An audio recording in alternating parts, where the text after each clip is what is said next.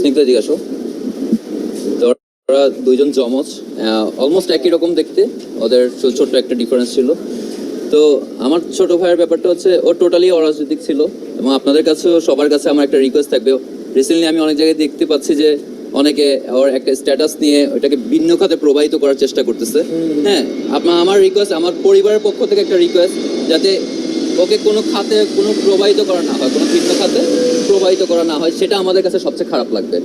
এটাই আমার একটা মেইন রিকোয়েস্ট আমার ভাইয়ের প্রতি।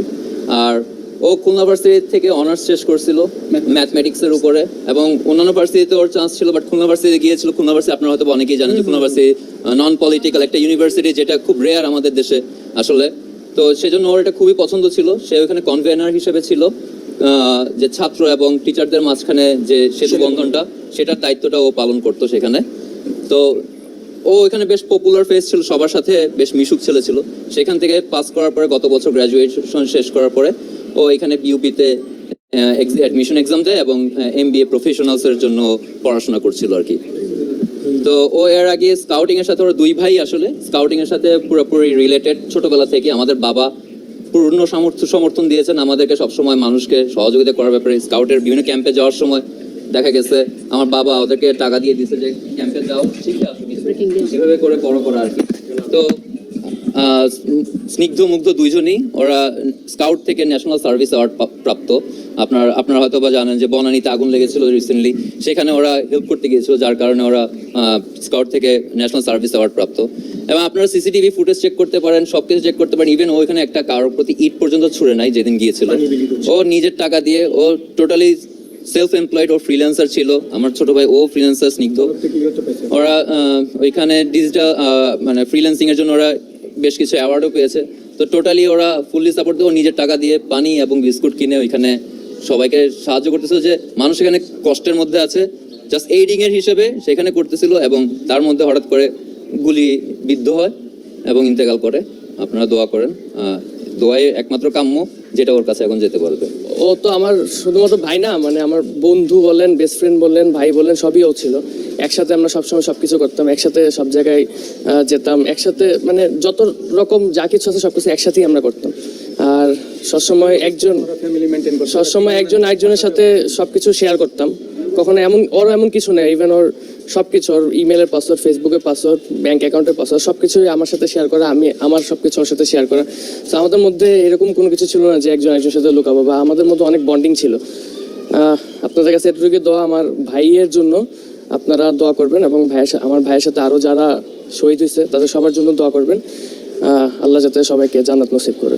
আমার একটা খুব মেমোরেবল স্মৃতি আছে, সেটা হলো যে ও একবার ISSB দিতে গেছিল এয়ারফোর্সে।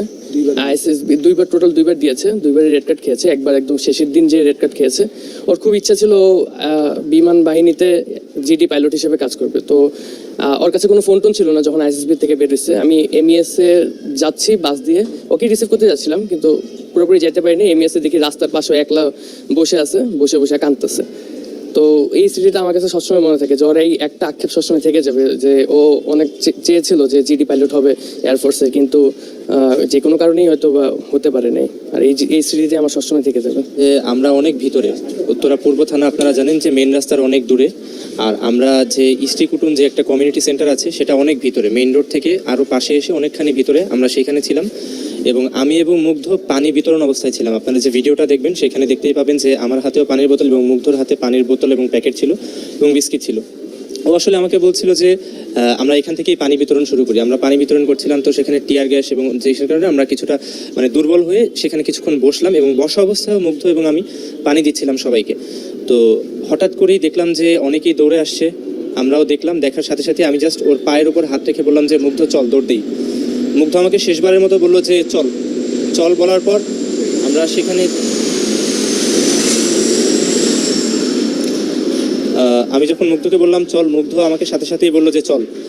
আমরা 3 জন ছিলাম বসা। আমার মুগ্ধর খুলনা ইউনিভার্সিটির একটা বন্ধু এসেছিল, নাম জাকির। ও ছিল সবার প্রথমে, দ্বিতীয়ত ছিল মুগ্ধ, এবং সবার শেষে ছিলাম আমি। জাকির সাথে সাথে উঠে যায় এবং দৌড় দেয়। কিছুক্ষণ পরেই আমিও দৌড় দিই। দৌড় দেওয়ার পর আমি 2 থেকে 3 কদম যাবার পর যেটা দেখতে পাই যে জাকির আমার সামনে আছে এবং সবাই দৌড়াচ্ছে, কিন্তু মুগ্ধ আমার সামনে আর নেই। তখন আমি ওই জায়গাতেই থেমে যাই এবং ঘুরে তাকিয়ে দেখতে পেলাম যেটা যে মুগ্ধর হাতে সেই পানির বোতল, বিস্কিটের ব্যাগ, সেই অবস্থাতেই মুগ্ধ মাটিতে পড়ে যাচ্ছে এবং আমার দিকে তাকিয়ে আছে। তখন দৌড়ে যাই, মুগ্ধকে তোলার চেষ্টা করি, তো সাথে দুই একজন ছিল যারা সহযোগিতা করে। আমরা সাথে সাথেই হাসপাতালের, যেহেতু ক্রিসেন্ট হাসপাতাল সাথেই ছিল, সাথে সাথে আমরা ক্রিসেন্ট হাসপাতালে নিয়ে যাই।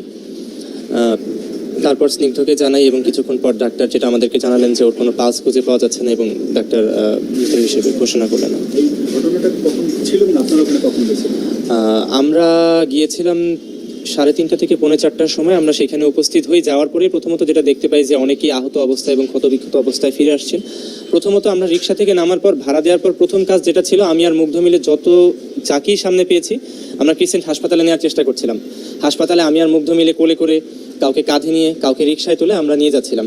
এমনও একবার হয়েছে যে রিক্সায় আমি উঠে গেছি, একজনকে নিয়ে কোলে করে, মুগ্ধ উঠতে পারেনি। আমি হাই কেয়ার হাসপাতালে চলে গিয়েছিলাম সামনে, তখনও আমাকে কল দিয়ে বলতেছে যে দূরে কিন্তু যাইস না, কাছাকাছিই থাক। তো এভাবেই একসাথে আমরা সহযোগিতা করার চেষ্টা করছিলাম। স্পটে আপনারা কয়টার দিকে গিয়েছিলেন ওখানে? আমরা 3:30 থেকে 4:45 গিয়েছি। আর সর্বশেষ আমি একটা মুগ্ধর ছবি তুলে দিয়েছিলাম, সেটা ছিল 5:46 আর তার 3 থেকে 4 মিনিট পরেই এই দৌড়ের ঘটনাটা হয় এবং সাথে সাথে মুগ্ধর মাথায় গুলিটা লাগে। আপনার নাম? আমার নাম নাইমুর রহমান আশিক। আপনি কি বিএনপিতে করেন? না, আমি ওর স্কুল ফ্রেন্ড। উত্তরা হাই স্কুলে আমরা ক্লাস 6 থেকে, আমি, স্নিগ্ধ। প্রিয় দর্শক, আপনি যদি এই চ্যানেলে নতুন হয়ে থাকেন, ভিডিওটি দেখতে দেখতে চ্যানেলটি সাবস্ক্রাইব করে আমাদের সঙ্গেই থাকুন। আর এই ভিডিও সম্পর্কে আপনি আপনার মূল্যবান মতামতটি কমেন্ট বক্সে জানিয়ে দিন। আর হ্যাঁ প্রিয় দর্শক, জানিয়ে দিন ভিডিওটি কোথা থেকে দেখছেন।